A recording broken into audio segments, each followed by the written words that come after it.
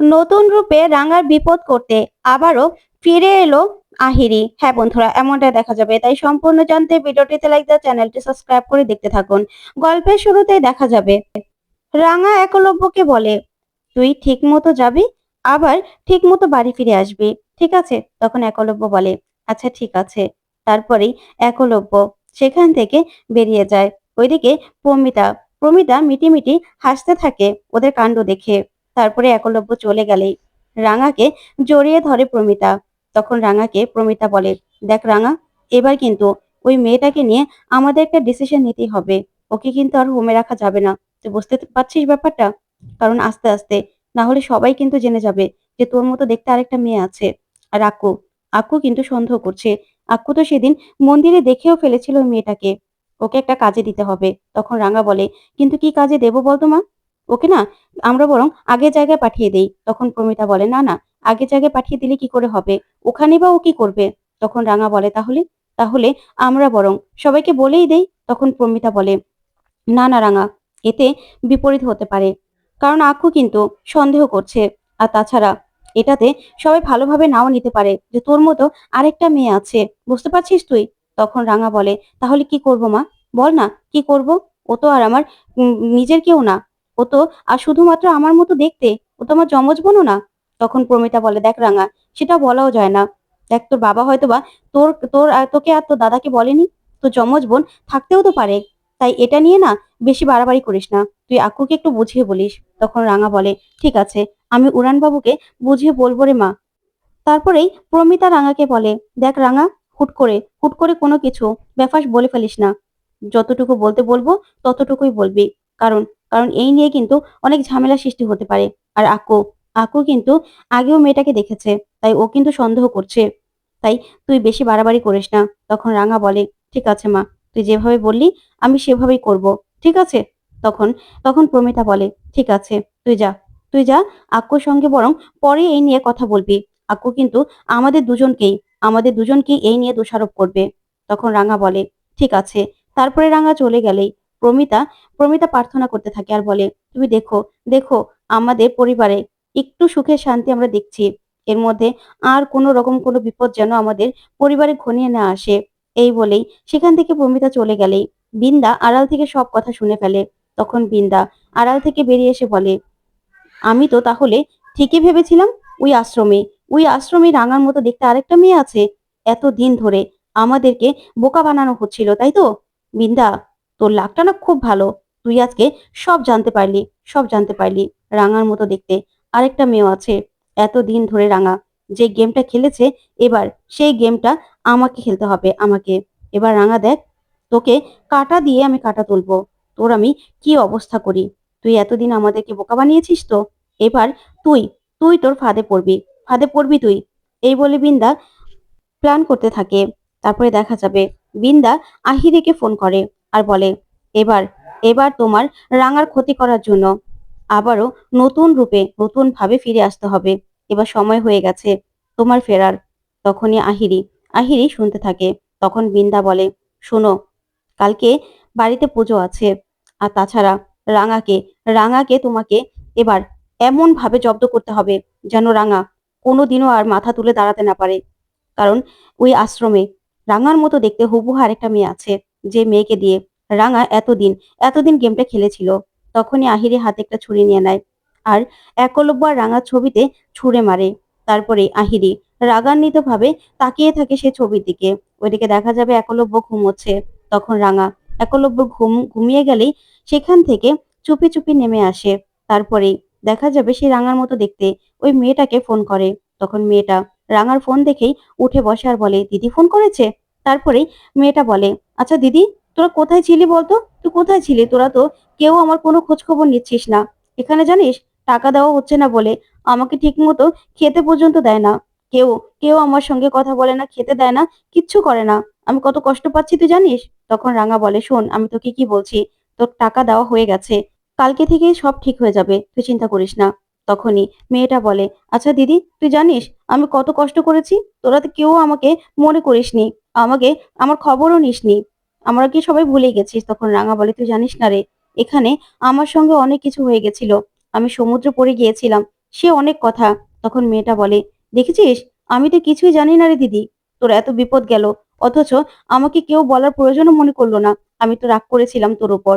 তখন রাঙা বলে, শোন, তোর জন্য কাজের ব্যবস্থা করা হবে। তোকে যেই কাজ করতে বলবে তুই সেই কাজই মন দিয়ে করবি, ঠিক আছে?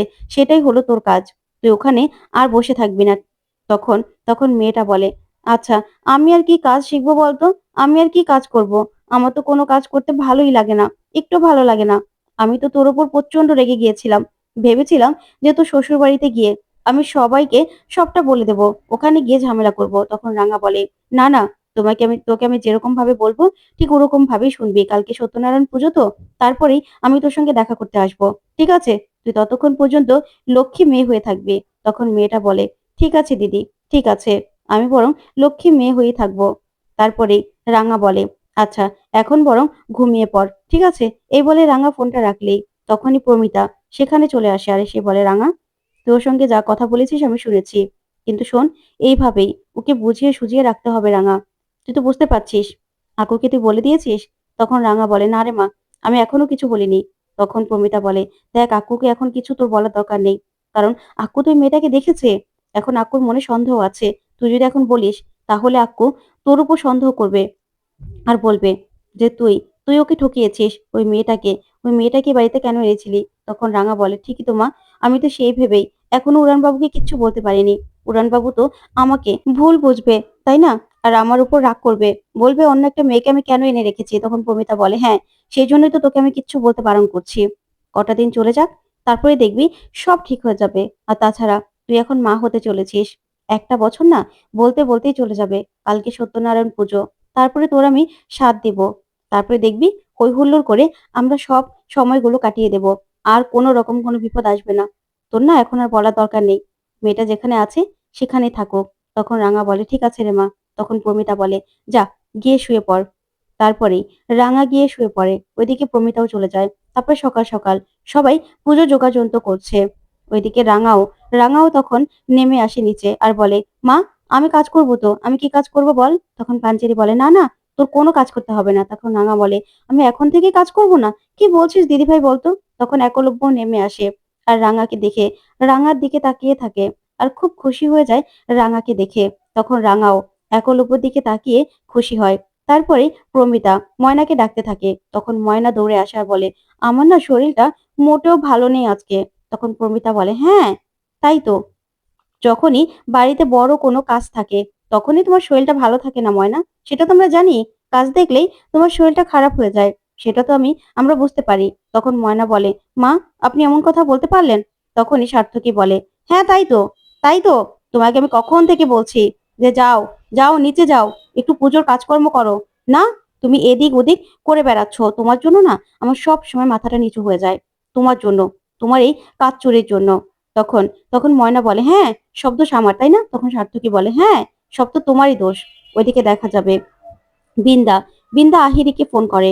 তখন আহিরিকে বলে, হ্যাঁ, সেই আশ্রমের দিকে যাও। তখনই আহিরি সেই আশ্রমে দাঁড়িয়ে বলে, হ্যাঁ, এসে পড়েছি বড় বৌদি। তখন বিন্দা বলে, সে আশ্রমে গিয়ে দেখো ওই রাঙার মতো দেখতে ওই মেয়েটার সঙ্গে দেখা করো, কথা বলো। বুঝতে পেরেছো? কেউ যেন কিচ্ছু বুঝতে না পারে আহিরি।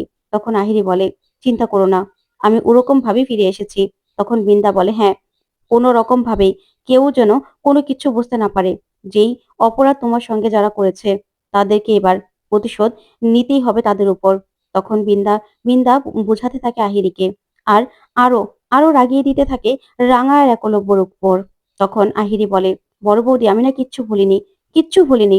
আমার ভালোবাসার মানুষকে আমার কাছ থেকে কেড়ে নেওয়া হয়েছে। আমার আমার সঙ্গে দেখা পর্যন্ত করতে আসে না, আমার সঙ্গে কথা পর্যন্ত বলে না, আমার কাছ থেকে সারা জীবনের জন্য সরিয়ে দিয়েছে। আমি কি সেগুলো ভুলে গেছি? ভুলে যাইনি বড় বৌদি। আমি এবার রাঙাকে এমন শাস্তি দেব না যে রাঙা সারা জীবন মনে রাখবে। বুঝতে পেরেছো? আমার জীবন থেকে যেভাবে সবকিছু কেড়ে নিয়েছে, ওর জীবন থেকে আমি সবকিছু কেড়ে নেবো। তখন বৃন্দা বলে, ঠিক আছে, তুমি গিয়ে ওই মেয়েটার সঙ্গে কথা বলো। আর তোমার জায়গায় জেলে আরেকজনকে রেখে দিয়েছো তো? তখন আহিরি বলে, হ্যাঁ, রেখে এসেছি, কেউ যেন কিছু বুঝতে না পারে। তখন বৃন্দা বলে, হ্যাঁ, খোঁজ নিলেও যেন জানতে পারে যে আহিরি জেলের মধ্যেই আছে, তুমি যে বাইরে আছো সেটা যেন কেউ বুঝতেও না পারে। তখন আহিরি বলে, তুমি চিন্তা করো না, এবার না পুরো আটঘাট বেঁধে আমি নেমেছি, কেউ আমাকে ধরতে পারবে না। এই বলে ফোন রেখে দেয়। তখন বিন্দা বলে, রাঙা, তুই ওই মেয়েটাকে দিয়ে অনেক কাজ করিয়েছিস, আমরা বুঝতেও পারিনি। এবার দেখ না, ওই মেয়েটাকে দিয়েই তোর জীবনটা আমি পুরো বিষাক্ত করে দেব। তুই যে খেলাটা নিজে শুরু করেছিলি না, সেই খেলাটা এবার আমি শেষ করব। আমি তোর আনা সেই হাতিয়ার দিয়েই তোর জীবনটা আমি তছনছ করে দেবো রাঙা। তুই না কিচ্ছু করতে পারবি না, কিচ্ছু না। তারপর দেখা যাবে বিন্দা নিচে নেমে আসে আর এসে বলে, মা, আমিও কিছু কাজ করি না? আচ্ছা, ভোগটা বরং আমি রান্না করে দিই। তখন সবাই অবাক হয়ে তাকিয়ে থাকে। তখন দেখা যাবে সভ্য বলে, না না বিন্দা, তোমাকে ভোগ রান্না করতে হবে না। তারপর ভোগ রান্না করতে গিয়ে তুমি ভোগের মধ্যে ফোড়ন দেবে, আর সেই ফোড়নে না আমার প্রাণ পাখি উড়ে চলে যাবে। কোনো দরকার নেই। তখন সবাই হাসতে থাকে। তখন বিন্দা বলে, সবাই হাসছেন আর এখানে সভ্য আমাকে নিয়ে মজা করছে। তখন তো সভ্য বলে, না না, মজা করছি না বিন্দা, তোমার হাতের রান্না খেয়ে আমি পুরো উপরে চলে যাব হার্ট অ্যাটাক করে। কোনো দরকার নেই, তার থেকে তোমাকে রান্না করতে হবে না। তখন বিন্দা বলে, আমাকে এত বড় অপমান, আমাকে তুমি এখানে বসে বসে অপমান করছো। ওইদিকে তারপরে রাঙাকে দেখে বিন্দা বলে, রাঙা, তোকে তো খুব সুন্দর লাগছে রে আজকে, খুব ভালো লাগছে। আসলে মেয়েরা মা হতে গেলে তাদের চেহারা অন্যরকম হয়ে যায়। তুই তো মা হবি, তাই তোর চেহারা না পাল্টে গেছে। সবার ভাগ্যে তো সবকিছু হয় না। ওইদিকে দেখা যাবে রাঙার বোনের সামনে অনেক ভালো ভালো খাবার এনে রাখে আহিরি। তখন মেয়েটা ইচ্ছে মতো খেতে থাকে। তখন আহিরি সেই হোমের মহিলাকে নিয়ে ভিতরে আসে। আহিরি টাকা দিয়ে সেই মহিলাকে কিনে নেয়। তারপরে আহিরি বলে, আস্তে খাও, এই সব খাবার তো তোমার। তখনই রাঙার বোন বলে, জানিস তো, এখানকার খাবার না খুব বাজে, আর আমাকে তো ঠিক করে ওরা খেতেও দেয় না। তাই তাই তো আমি খাবারগুলো পেয়ে খুব খুশি হয়েছি, জানিস তো। তখন আহিরি বলে, হ্যাঁ, সেই জন্যই তো তোমার জন্য এই খাবারগুলো নিয়ে আসলাম। তো বন্ধুরা, কেমন লাগলো আজকের আপডেট, কমেন্ট করে জানাও। ধন্যবাদ।